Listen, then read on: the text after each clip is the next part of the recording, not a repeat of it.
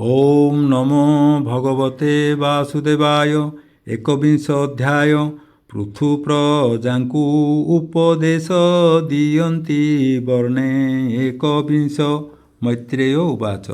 पुरे प्रवेश नरसाई जे पुर मुक्ता दामे सोहि। सुवर्ण तोरण दुकूले सुगंध धूप पुष्पमाळे। चंदन अगुरु जलरे सिंचित दाण्ड अगणारे। पृथुवी जये निजपुर से पुर अत्यंत सुंदर। मुकुता माल लंबे तहि दिव्य कुसुमे शोभा पाई। सुवर्ण तोरण तहिरे धूप सुगंध मनोहरे। चंदन अगुरुरे मिशी तुसे सिंचन्ति प्रजासि। फलतण्डुल दुर्वाक्षते पूजन्ति दीप घेनि हस्ते। कदली स्तंभ पुगपोते तरुपल्लव मालाजुते। सेपुर अटे अलंकृत मंगल चिन्ह जे सर्वत्र। प्रजाए दीपावली कर आबर जे द्रव्य मंगल। उज्ज्वल कन्यागण मेले दिव्य कुंडल कर्णे लूले।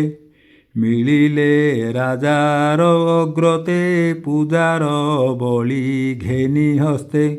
शंख दुन्दुभि वाद्यनाद ऋत्विजे पढ़न्ति जे वेद। स्तुति करन्ति सर्वे मिली स्थिरी यन्ति हुलहुली। भुवने विजे नृपवर सर्वत्र तेजी अहंकार। सेपुरे महांत जे थिले पूजित होई पूजा कले। से पृथु ए रूपे नानादि कुशल कर्म कुसंपादि। अवनी मंडल पालन करी निर्मल जस गुण। रखी महीरे अंतकाले परम पदे से पशिले। सुत उवाच। कहन्ति सुत पौराणिक शुण हे मुनि सौनक। से आदि राजा पृथु जस अशेष गुण जे प्रकाश।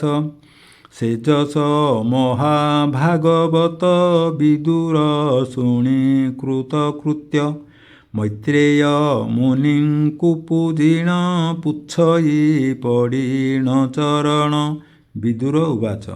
से पृथु विप्रंकरे करी राज्ये होइले दंडधारी।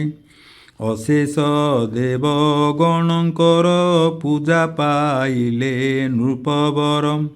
विष्णुर अंश धरी तेजे भूमि दुहिले बेनि भुजे।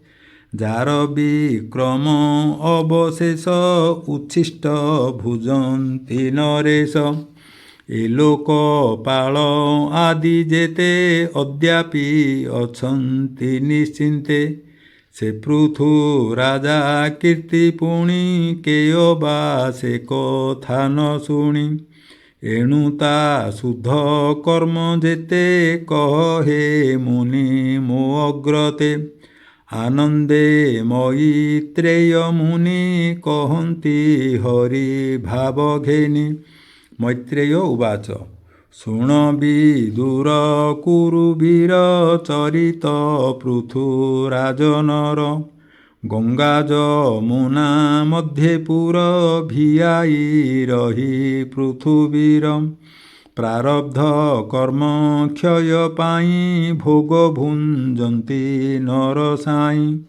शपथ द्वीपे एक दंड धरे से नृपति प्रचंड। ब्राह्मण वैष्णवरु अन्य आज्ञा लघंता नाही जन। एक समये महासत्र आरंभ कले बेणसुत। ତହିଁ ପ୍ରବେଶ ଦେବଗଣ ଦେବର୍ଷି ରାଜ ଋଷିମାନ ଯେ ଯୋଗ୍ୟ ଯେ ମନ୍ତ ପୂଜାକୁ ସେ ରୂପେ ପୂଜି ପୃଥୁ ତାଙ୍କୁ ଯେ ଯୋଗ୍ୟ ଯେ ମନ୍ତ ପୂଜାକୁ ସେ ରୂପେ ପୂଜି ପୃଥୁ ତାଙ୍କୁ ଭିଆଇ ତହିଁ ମହାସଭା ରାଜା ତୁରିତେ ହେଲେ ଉଭା ଦିଶଇ ତାରା ଗଣ ମାଝେ ସୁଧାଂଶୁ କିୟ ବା ବିରାଜେ ଗୌର କାନ୍ତି ମନୋହର ସୁନ୍ଦର ବଦନ ମଣ୍ଡଳ ଲମ୍ବ ପୃଥୁଳ ବେନି ଭୁଜ ପଦ୍ମ ଅରୁଣ ଚକ୍ଷୁ ତେଜ ସୁନାସା ମୁଖ ଦନ୍ତପନ୍ତି ସ୍ମିତ ଅଧରେ ଶୋଭା ଅତି ବିସ୍ତାର ବକ୍ଷ କମ୍ବୁଗ୍ରୀବ ସୁନ୍ଦର ବିଶାଳ ନିତମ୍ବ ଉଦରେ ତ୍ରିବଳି ବିରାଜେ ଅଶ୍ୱତ୍ଥ ପତ୍ର ଶୋଭା ଗଞ୍ଜେ ଆବର୍ତ୍ତ ନାଭି ସୁଗଭୀର ବିରାଜେ ମଧ୍ୟ ଦେଶେ ତାର ହେମସ୍ତମ୍ଭ କି ଉରୁଯୁଗ ଉନ୍ନତ ଅଗ୍ରପାଦ ଯୁଗ ଅଳପ ବକ୍ର କୃଷ୍ଣ କେଶ ଦୁକୁଳ ଶୋହେ କୋଟି ଦେଶ କନ୍ଧେ ଉତ୍ତରୀ ଯଜ୍ଞସୂତ୍ର କୃଷ୍ଣ ଅଜିନ କୁଶହସ୍ତ ନିୟମେ ଛନ୍ତି ନରପତି ତେଣୁ ଭୂଷଣ ନ ଧରନ୍ତି ତଥାପି ଦିବ୍ୟ ଶୋଭା ଦେହେ ଦେଖନ୍ତା ଜନ ମନ ମୋହେ ଶିଶିର ସ୍ନିଗ୍ଧ ତାରା ପ୍ରାୟ ନୟନେ ଚାହିଁ ନରରାୟ ବଚନ କହନ୍ତି ମଧୁର ସରଳ ଅର୍ଥ ସୁଗମ୍ଭୀର ପୃଥୁବାଚ ଡାକିଣ କହନ୍ତି ରାଜନ ଶୁଣିମା ହେଉ ସଭାଜନ ଆସିଛ ଯେତେ ସାଧୁଜନେ ମନ ନିବେଶ ମୋ ବଚନେ ମୋହର ମନେ ଯେବା ଅଛି ମୁଁ ତାହା ପ୍ରକାଶି କହୁଛି ରାଜତ୍ୱ କର୍ମେ ଧାତା ମୋତେ ସର୍ଜନା କଲା ଏ ଜଗତେ ପ୍ରଜାଙ୍କ ରକ୍ଷା କର୍ତ୍ତା ମୁହିଁ ପ୍ରଜା ପୋଷଣେ ବୃତ୍ତି ଦେଇ ପ୍ରଜାଙ୍କୁ ରଖଇ ଧର୍ମରେ ଅଧର୍ମେ କେହି ନ ପ୍ରଚରେ ଏ ରୂପେ ପ୍ରଜାଙ୍କୁ ଯେ ପାଳେ ସୁଗତି ଲଭେ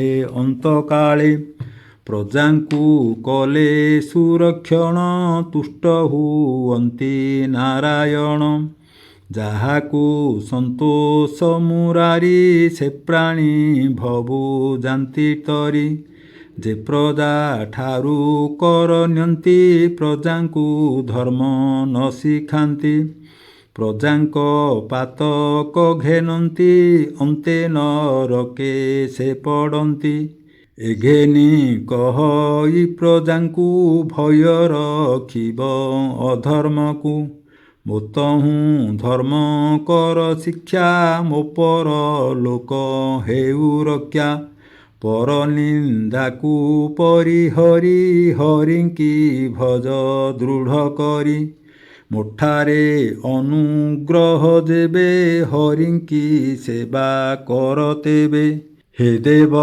ପିତୃ ଋଷି ଗଣେ ଯେତେ ଆସିଛ ସଭାସ୍ଥାନେ ସକଳେ ଅନୁମତି କର ପ୍ରଜାଙ୍କୁ ଶିକ୍ଷା ଦିଅ ମୋର ବୋଲିବ ଅବା କିମ୍ପା କର୍ମ କରିବୁ ହରି ସମର୍ପଣ ଶୁଣ ଏଥକୁ ମୋର ଗିର ହେମାନ୍ୟ ଜନେ ହୋଇ ସ୍ଥିର ଦେବ ଆଜ୍ଞାରେ କର୍ମ କରି ଦିଅନ୍ତି ତାର ଫଳ ହରି ପରମେଶ୍ୱର ଯଜ୍ଞପତି ଉତ୍ତମ ଜନଙ୍କ ସମ୍ପତ୍ତି ଅଛଇ ଇହ ପରେ ଜାଣ ବିଚିତ୍ର ଭୋଗ ସ୍ଥାନମାନ ନଥିଲେ ଫଳଦାତା ଏକ କି ରୂପେ ପାଇବ ତା ଲୋକ ବୋଲିବ ଅବା ଏଥି ପୁଣ ବିଚିତ୍ର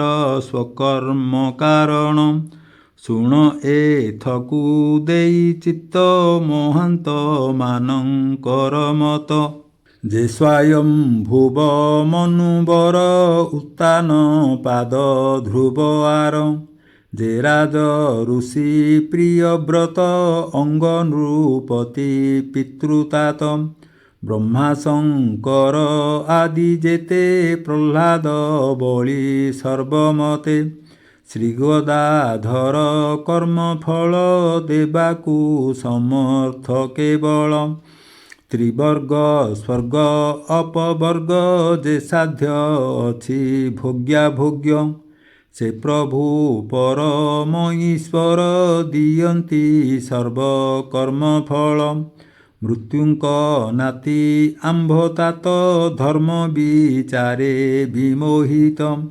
ସେପରି ଯେ ବା ଅଭାଗୀନ ମାନନ୍ତି ନାହିଁ ଭଗବାନ। ହରିଚରଣ ପଦ୍ମଜାତ ସରିତ ପରା ଏ ସାକ୍ଷାତ। ତାର ଚରଣ ସେବା ରୁଚି ସକଳ ଯିବେ କରେ ସୂଚି। ଦିନକୁ ଦିନ ବୃଦ୍ଧି ପାଏ ମନର ମଳ ନାଶ ଯାଏ।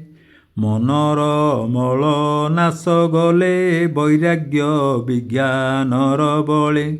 ଲଭି ଶ୍ରୀ ହରି ପାଦମୂଳ ନ ପାଏ ପୁଣ ଏ ସଂସାର। ଏ ଘେନି ସର୍ବେ ହରି ଭଜ ବିଷୟ ବାସନା ପ୍ରଦେଜ। ତାହାଙ୍କ ଚରଣ ଅମ୍ବୁଜ ଅଶେଷ କାମ ଲାଭ ବୀଜ। କପଟ ଭାବ ପରିହରି ଯେ ବାଜେ ମନ୍ତ ଅଧିକାରୀ। ଆପଣା ବର୍ଣ୍ଣାଶ୍ରମ ମତେ ହରିଙ୍କି ଭଜ ଅବିରତେ। ସେ ହରି ଆତ୍ମଜ୍ଞାନ ଘନ ତହିଁକି ନାହିଁ ବିଶେଷଣ। ଗୁଣ ବିହୀନ ସେହୁ ଯେବେ ତଥାପି ନାନା ରୂପ ଲଭେ। ଯେ ହୋମ ଦ୍ରବ୍ୟ କ୍ରିୟା ଗୁଣ ଅବଘାତାଦି ମନ୍ତ୍ରପୂର୍ଣ୍ଣ। ଅଙ୍ଗ ସାଧ୍ୟ ଯେ ଉପକାର ସଂକଳ୍ପ ପଦାର୍ଥର ସାର। ଜ୍ୟୋତିଷ୍ଠୋମାଦି ନାମ ଧରି ପ୍ରକାଶେ ଯଜ୍ଞ ରୂପେ ହରି। ଯଜ୍ଞରେ ଯେ ବା ଫଳ ହୋଏ ସେ ଫଳ ତହୁଁ ଭିନ୍ନ ନୋହେ। ଯେ ଦେହେ ଚେତନା ରୂପରେ ଅଛନ୍ତି ସକଳ ଶରୀରେ। ଯେହ୍ନେ ଅନଳ ସମିଧରେ ଏକ ସେ ନାନା ରୂପ ଧରେ। ସେ ରୂପେ ହରି ଦେହେ ଥାନ୍ତି କର୍ମର ଫଳ ସେ ଭୁଞ୍ଜନ୍ତି। ସେ ହରି ସର୍ବଗୁରୁ ପର ସର୍ବଦେବତା ଅଧୀଶ୍ୱର। ଯେ ପ୍ରାଣୀ ସେ ପାଦେ ଭଜିଲା ସେ ମୋତେ ଅନୁଗ୍ରହ କଲା। କ୍ଷମା ତପସ୍ୟା ବିଦ୍ୟା ବଳେ ଉଜ୍ଜ୍ୱଳ ଯେଉଁ ଦ୍ୱିଜକୂଳେ। ଅପରେ ମହାସାଧୁ ଧୀର ବିଷ୍ଣୁଟି ଦେବତା ଯାହାର। ସେ କୂଳେ ପ୍ରଭୁ ପଣ କଲେ ପ୍ରମାଦ ପଡ଼ ଇଟି ଭଲେ। ବ୍ରହ୍ମଣ୍ୟ ଦେବ ନର ହରି ଯେଉଁ ବ୍ରାହ୍ମଣ ସେବା କରି। ଲକ୍ଷ୍ମୀକି ସେ ପୁଣ୍ୟେ ଲଭିଲେ ଉତ୍ତମ ଯଶ ହିଁ ପାଇଲେ। ଯେ ଭଜେ ବ୍ରାହ୍ମଣ କୂଳକୁ ଈଶ୍ୱର ସନ୍ତୋଷ ତାହାକୁ। ଏଣୁ ସକଳ ପ୍ରାଣୀମାନେ ମାନ୍ୟ କରିବ ବିପ୍ରଜନେ। ବ୍ରାହ୍ମଣ ଦେବଙ୍କର ମୁଖ ତାଙ୍କ ଭୋଜନେ ଯେଉଁ ସୁଖ। ସେ ସୁଖ ହରି ଆସ୍ୱାଦନ୍ତି ଯଜ୍ଞେ ସେ ସୁଖ ନ ପାବନ୍ତି। ଏଣୁ ବିପ୍ରଙ୍କୁ ଭୁଞ୍ଜାଇଲେ ସକଳ ଯଜ୍ଞ ଫଳ ମିଳେ। ଚେତନା ରହିତ ଅନଳେ ଆହୁତି ମନ୍ତ୍ର ଭାବେ ଦେଲେ। ହରିତା କଲେ ହେଁ ଭୋଜନ ସୁଖ ନ ଲଭନ୍ତି ତେସନ। যে বেদ দর্পণ পরায়ে সকল ধর্ম দৃশ্য হোଏ। ଶ୍ରଦ୍ଧା ତପସ୍ୟା ସୁଧାଚାର ମୌନ ସଂଯମ ପ୍ରକାର ସମ୍ପାଦି ଯେଉଁ ଦ୍ୱିଜମାନେ ଧରନ୍ତି ତାକୁ ହରିଧ୍ୟାନେ। ବେଦାର୍ଥ କରନ୍ତି ବିଚାର ଯେ ବେଦ ହେତୁ ଏ ସଂସାର। ସେ ଦ୍ୱିଜ ପାଦ ପଦ୍ମ ଧୂଳି ମୁଁ ନିତ୍ୟେ ଧରିଛି ମଉଳି। ଯେ ପ୍ରାଣୀ ନିତ୍ୟେ ଏହା ବହେ ପାପ ନ ରହେ ତାର ଦେହେ। ସେ ସର୍ବଗୁଣେ ପୂଜ୍ୟ ହୋଇ ସମ୍ପଦ ହାନି କେବେ ନୋହି। ଗୋବିପ୍ର ବିଷ୍ଣୁଙ୍କ କିଙ୍କରେ ପ୍ରସନ୍ନ ହୁଅନ୍ତୁ ମୋର ଠାରେ। ମୈତ୍ରେୟ ଉବାଚ ଏମନ୍ତ କହୁଁ ପୃଥୁରାଏ ପିତୃଦେବ ଦ୍ୱିଜ ସମୂହେ। ସକଳେ କଲେ ସାଧୁବାଣୀ ସେ ସଭା ମଧ୍ୟେ ଯେତେ ପ୍ରାଣୀ। କହନ୍ତି ପୃଥୁଙ୍କ ଅଗ୍ରତେ ତୁମ୍ଭେ ହେ ଧନ୍ୟ ଧର୍ମ ମତେ। ସୁପୁତ୍ରେ ପୁଣ୍ୟ ଲୋକ ପାଇ ଏ ବାକ୍ୟ ସତ୍ୟ ଶ୍ରୁତି କହି। ବ୍ରାହ୍ମଣ ଶାପ ଦଣ୍ଡଗ୍ରସ୍ତ ମଲେ ଯେ ବେଣ ତୁମ୍ଭ ତାତ। ସେ ମହାପାପୀ ହୋଇଥିଲେ ତୁମ୍ଭ ସକାଶୁ ନିସ୍ତରିଲେ। ହିରଣ୍ୟକଶିପୁ ଯେ ସନେ ବିଷ୍ଣୁ ନିନ୍ଦନେ ଜାନ୍ତେ ତମେ। ତାସୁତ ବିଷ୍ଣୁ ଭକ୍ତି ଭାବେ ପିତାକୁ ନିସ୍ତାରିଲା ପୂର୍ବେ। ତୁ ଏବେ ଚକ୍ରବର୍ତ୍ତୀ ପଣେ ଏ ମହୀପାଳ ଶୁଭକ୍ଷଣେ। ବହୁ ବତ୍ସର ତୁମ୍ଭ ଆୟୁ ନିରୁଜ ହୋଇ ତନୁ ରହୁ। ଗୁଣେ ଅଖଣ୍ଡ ଭୋଗ ଭୁଞ୍ଜ ଭକ୍ତିରେ ହରି ପାଦେ ଭଜ। ବ୍ରହ୍ମଣ୍ୟ ଦେବ ହରି କଥା ତୁମ୍ଭର କୀର୍ତ୍ତନେ ସର୍ବଥା। ଏଣୁ ଆମ୍ଭର ତୁମ୍ଭେ ନାଥ ତୁମ୍ଭରେ ହୋଇଲୁ କୃତାର୍ଥ। ଆମ୍ଭଙ୍କୁ ତୁମ୍ଭେ ନିସ୍ତାରିଲ ହରିଙ୍କ ମହିମା କହିଲ। ଯେମାନେ ମହତ ଅଟନ୍ତି ତାଙ୍କ ଚରିତ ଏହି ମତି। ପ୍ରଜାଙ୍କୁ ଦିଅନ୍ତି ଧର୍ମ ଶିକ୍ଷା ଯେଣେ ହୁଅଇ ସର୍ବରକ୍ଷା। ଆମ୍ଭେ ଅଜ୍ଞାନେ ଭ୍ରମୁ ଅତି ଆମ୍ଭଙ୍କୁ ଦେଲ ଦିବ୍ୟ ଗତି। ଏ ଘୋର ତମୁ ନିସ୍ତାରିଲ ହରି ଭଜନ ଶିକ୍ଷା ଦେଲ। ହେ ଶୁଦ୍ଧ ସତ୍ୱ ପୁଣ୍ୟବ୍ରତ ତୁମ୍ଭଙ୍କୁ ଆମ୍ଭ ପ୍ରଣମିତ। ତୁମ୍ଭେ ଯେ ଜଗତ ଈଶ୍ୱର ତୁମ୍ଭ ଚରଣେ ନମସ୍କାର। ପୃଥୁ ପ୍ରଜାଜନ ଚରିତ କହଇ ବିପ୍ର ଜଗନ୍ନାଥ। ମୈତ୍ରେୟ ବିଦୁର ସମ୍ବାଦ ଶୁଣନ୍ତେ ନ ଲାଗେ ପ୍ରମାଦ।